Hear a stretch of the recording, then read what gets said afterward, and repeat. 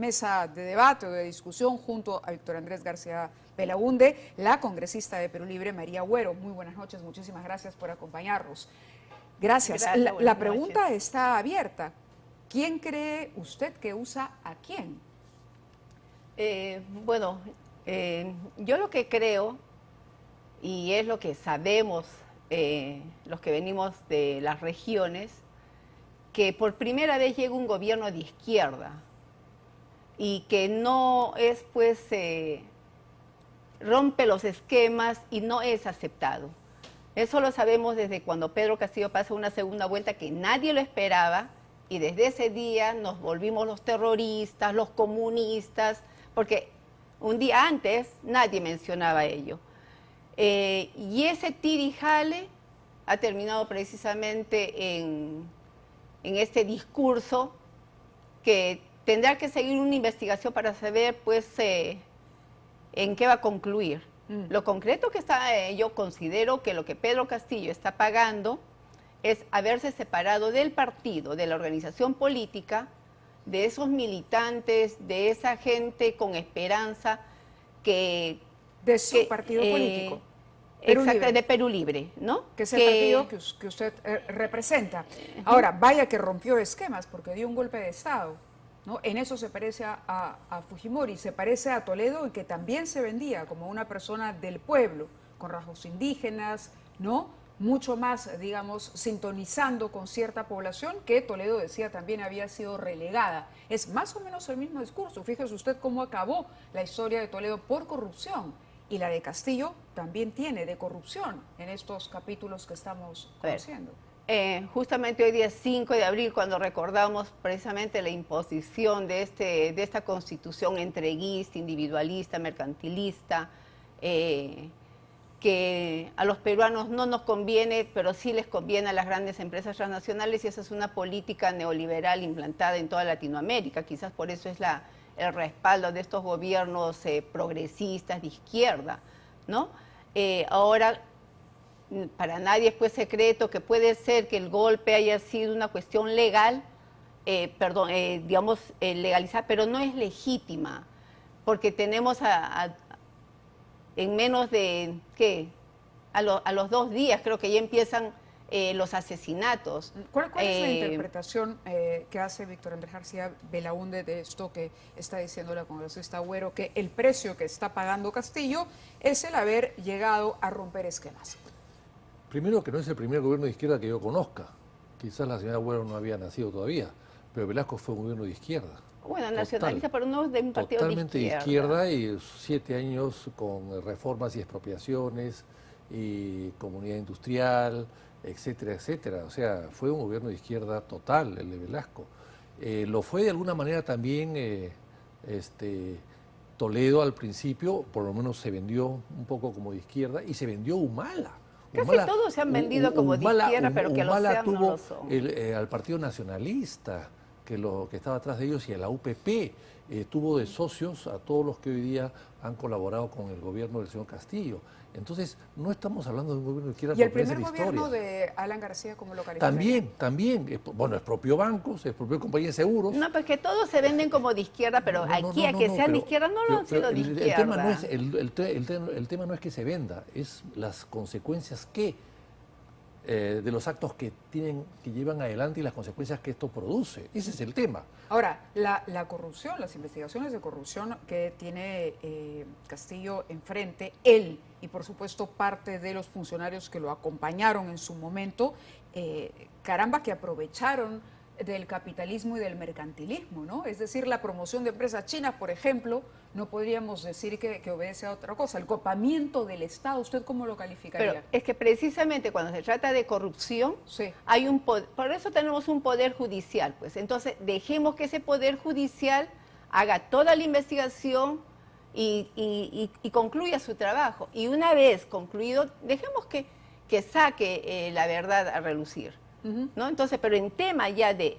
legitimidad, eso es lo que la población, y lo que nos debe de preocupar es cuando la población, especialmente del sur, de donde yo vengo, de la región Arequipa y todas las regiones sur, nosotros ya ni podemos regresar a nuestras regiones. O sea, no interesa si eres de izquierda, de derecha, si estás a favor o en contra de una situación. Basta que seas congresista y estamos siendo rechazados. Y ahí, incluso los medios de comunicación, más que ayudar siquiera a resolver estos problemas, es como que nos ponen a un solo, digamos, los responsables de todos los problemas somos los benditos congresistas. Y los congresistas sabemos que no tenemos ni siquiera esa capacidad de gasto como para... Simplemente somos los representantes. Tienen también, ¿no?, sus responsabilidades y son innegables en el tema del Pero no todas, pero nos hacen ver como que somos los únicos, ¿no?, los únicos. El blindaje, se han esmerado. Se han esmerado, reconozca que se han esmerado durante los últimos años todavía aún más, porque ya venía alicaída la imagen del Parlamento. A ver, el señor Chávez Cresta, que está enfrentando ahora una probable censura, ¿no?, después de haber escuchado al almirante Montoya, que es vocero de Renovación Popular, que está impulsando una moción de censura en contra del ministro de Defensa. El ministro ha dicho que él no va a renunciar porque considera que cambiarlo en este momento ante la emergencia del norte no termina siendo prudente ni oportuno, pero ha dicho más, ha dicho que le ofrecieron un puesto, pero que él lo rechazó. Esas fueron las palabras del general Chávez Cresta, las ponemos y regresamos con nuestros invitados. Quiero dejar bien claro, ¿no?, que hablar con un con un ministro de Defensa, cuando lo cita a uno para preguntarle si desea ser parte de su gestión como director de un centro de altos estudios nacionales, no significa que sea parte de una sonada golpista. Entonces, yo lo que quisiera es dejar zanjado de una vez el tema, en el sentido de que ya ha sido expresado por el mismo señor general, y yo también quisiera reforzar lo siguiente. Cuando terminé mi cita con el señor ex ministro de Defensa, a los 20 minutos de haber conocido el golpe de Estado que hizo el expresidente Castillo, inmediatamente me pronuncié con un Twitter. 12:26 de la mañana, 23 minutos después de haber conocido el hecho. Entonces, esa es mi explicación que le he dado, creo que esta es la 7ª vez que lo explico. Se refiere, por supuesto, al exministro de Defensa de la gestión de Pedro Castillo. Doctor Andrés. Yo me pregunto qué cosa ha hecho Castillo en año y medio de gobierno que podemos decir que es de izquierda. ¿Qué cosa hizo? Congresista bueno. Sí, precisamente está donde está por no haber cumplido las banderas con las que llegó, precisamente el cambio de la Constitución. Una nueva Constitución que para la gente que votó por Perú Libre, que marcó el lápiz, precisamente era convencida de que si no cambia esa Constitución no iba a cambiar nada. Venimos con una línea de que de ese Perú profundo donde están las grandes transnacionales mineras, donde los pueblos miran cómo mientras nosotros nos peleamos, esas empresas siguen saqueando, siguen sacando los recursos. La ley establece claramente cómo se puede cambiar o modificar la Constitución, y me parece que la del 93 ha sufrido varias modificaciones. Bueno, pero a ver, ¿de cuándo aquí las constituciones transforman los países? Por Dios, son normas de conducta, son parámetros. El Perú ha tenido 12 o 13 constituciones. El progreso económico del Perú con la Constitución del año 33 fue muy importante en los años 50, por ejemplo. El Perú en los años 50 a los años 70 creció mucho más que del 2000 al 2014. Y nadie se refiere a eso. O sea, ¿y qué constituciones tienen capítulos económicos? ¿La tienen las constituciones de Estados Unidos o la tienen las constituciones de Alemania o de España o de Francia? Hay constituciones que no tienen capítulos económicos. O sea, realmente pensar que una constitución, porque tiene un capítulo económico, va a cambiar las cosas en el Perú, no es así. El crecimiento del Perú no se debe a una constitución, a un capítulo, a un artículo. Se debe a la pujanza del país mismo como tal y a la buena ejecución del presupuesto de los gobiernos de turno. A eso se debe. La constitución no va a cambiar las cosas.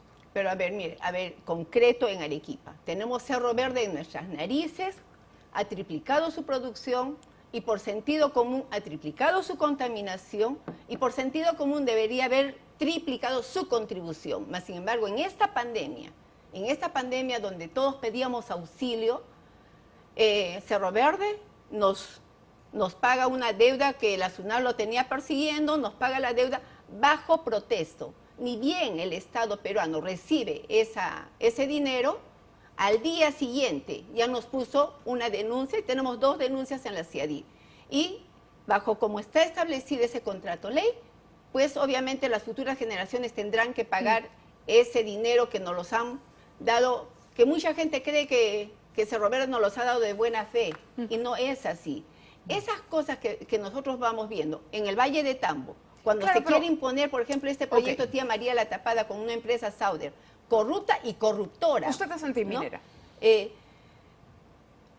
Soy antiminera de la forma como se están queriendo imponer proyectos de ley a tajo abierto, cuando en el mundo entero, en esta crisis climática, eso pasa por una legislación ambiental, pasa por una legislación tributaria, ¿no? Porque hay regiones que reciben muchísimo dinero del canon, a pesar de que no se ha dejado operar a muchas empresas mineras, y es más, son pocos los proyectos y la preocupación de generar nuevas exploraciones en el país. Pero dejemos esos temas técnicos de lado y vayamos, por ejemplo, al caso de la policía, el tema del valor, de la ciudadanía, del honor, ¿no? Del presidente frente al país, de la imagen presidencial.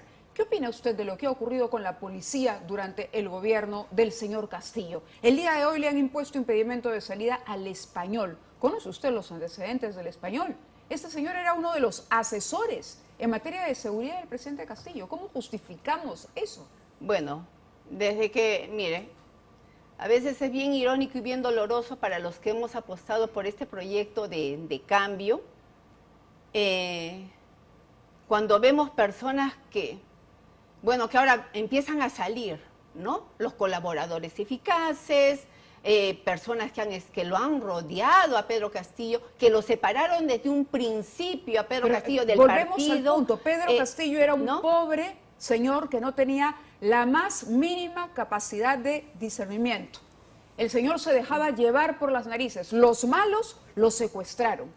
Entonces, ¿por qué lo pusieron de candidato a la presidencia si era tan pusilánime? Porque lo que nosotros queríamos, y no nos arrepentimos de ello, es decirle a la población peruana que existimos, que hay un profesor que está marginado, que está olvidado. Porque Cerrón no podía postular. Sobre el tema de la policía, Víctor Andrés. Mire, decir que los problemas mineros que ha narrado la invitada del frente, disculpe eso. María Agüero. María Agüero, disculpe, María Agüero, disculpe, comunista María Agüero. No se preocupe. Tengo una memoria muy frágil. Hable de buen agüero por si acaso. Bueno, perfecto. Pero decir que esos problemas se resuelven con la cambio de constitución me parece que es una cosa muy infantil. Por ejemplo, usted podría hacer mañana su gobierno, el gobierno de Castillo, o este gobierno, si usted cree conveniente, exijan a las Bambas que construyan un ferrocarril. Eso nada tiene que ver con el contrato de ley. Eso nada tiene que ver con el contrato de ley.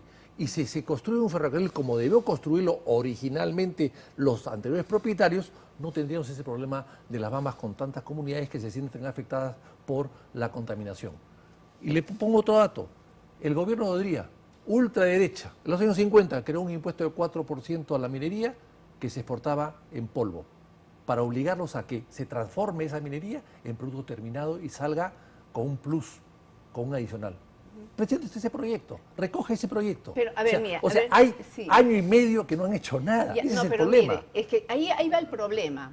¿Sabe qué pasa? Que, por ejemplo, conozco los casos de las empresas mineras en Arequipa. ¿Qué es lo que hacen para seguir, digamos, saqueando el país? ¿Qué hacen? Ellos suplantan al Estado, ellos no le pagan al Estado. ¿Qué es lo que debieran hacer? ¿Por qué tiene que haber esa... Bueno, o sea, si la empresa minera que tiene que hacer No, hagamos que la empresa pague al Estado y desde un Estado con planificación, con visión de país, deba decir dónde debe invertir y priorizar esos ingresos durante que año tiene. y medio han tenido Porque la tiempo empresa, para eso. por ejemplo, Cerro Verde, hace la carreterita, hace la pistita, siembra el arbolito, le da el comedorcito, la escuelita, el hospitalito. O sea, es el Estado en sí. Sí, pues. Entonces, ¿para qué está el Estado? ¿Cuántos trabajadores tiene Cerro Verde? ¿Cuántas familias o cuántos negocios dependen directamente o indirectamente del proyecto? Me preguntaría yo. Y si el Estado está en la capacidad de poder sustituir, digamos, o poder generar la misma cantidad de empleos. Precisamente porque tenemos una constitución en la que la empresa privada puede explotar en los mejores lugares, hacer empresa en el tema productivo, y donde ya digamos, el privado ya no le conviene, ahí sí hay que mandarlo al Estado. Empresas públicas, ¿no? Sedapal, empresa pública Petroperú. ¿Qué ha pasado con Castillo y el manejo de esas empresas públicas? Mire, ¿Ha sido exitoso? Bueno, lo dejo durante año y medio el señor Castillo no ha hecho nada de lo que dice la señora. Y ellos tampoco han hecho nada. Su bancada tampoco ha hecho nada. Porque todo lo que dice han podido dar, por lo menos presentar proyectos de leyes para poder regular la carretera, regular el ambiente, regular el agua. Es decir, todo eso no tiene nada que ver con la Constitución. Son normas legales del aparato del Estado y del sector de energías. ¿Dónde están esos proyectos?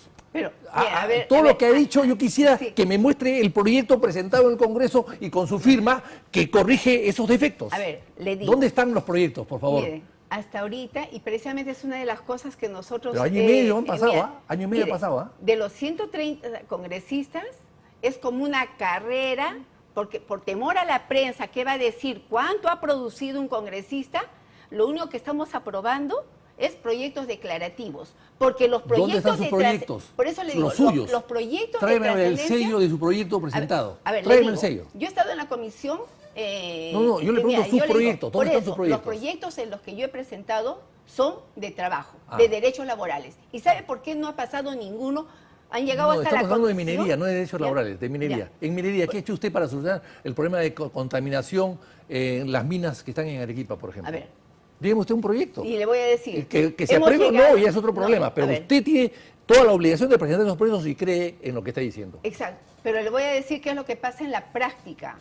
Cuando vamos, porque queremos hacer proyectos de trascendencia y es más, incluso nos hemos puesto de acuerdo con congresistas de grupos parlamentarios de centro, de derecha, porque queríamos ser ese congreso del bicentenario. Hemos ido avanzando en esto, pero ¿qué es lo que pasa? Que llegamos a un ejecutivo, donde es la misma puerta giratoria, señora, de las mismas personas. Usted como congresista no tiene que pedir permiso a nadie para presentar un proyecto de ley, a nadie. Usted lo presenta sola. Sí, lo presenta. 5 firmas, nada más. Por eso lo presentamos y ahí están acumulados. Bueno, quisiera verlos mañana en el internet, por favor, ¿ya? Y mire, y es más, ni siquiera lo hemos hecho a nivel personal, precisamente porque se trata de votos, de consensos, lo hemos hecho hasta multipartidarios. No están publicados en su página web, no están publicados los proyectos. No están publicados. No todos los proyectos están publicados. No, los suyos no están publicados. Esos que usted me dice... No todos, o sea, de todos sí, lo sé, pero no están esos que usted dice, no los he visto. Busque en la bancada de los militantes de Perú Libre, ahí los tenemos. Entonces es muy fácil hablar y no presentar nada, ¿no? No, sí tenemos ahí los proyectos de ley. ¿De acuerdo? Entonces, queda el compromiso de que los traiga o se los entregue al señor. No, para analizarlos porque de repente hay observaciones que podemos hacer, inclusive mejoras. No, por eso le digo, ni siquiera han sido proyectos de ley solamente, digamos, de la bancada de Perú Libre. Bien, hemos hecho consenso incluso con otros grupos parlamentarios, porque de eso les agradezco se trata. mucho que hayan estado aquí. Es interesante poder conocer varios puntos de vista. Uno tiene, por supuesto, el suyo propio, pero la discusión sana siempre es saludable. Gracias a usted por acompañarnos esta noche. Gracias a Víctor Andrés García Belaúnde también. Vamos a irnos a la pausa y regresamos.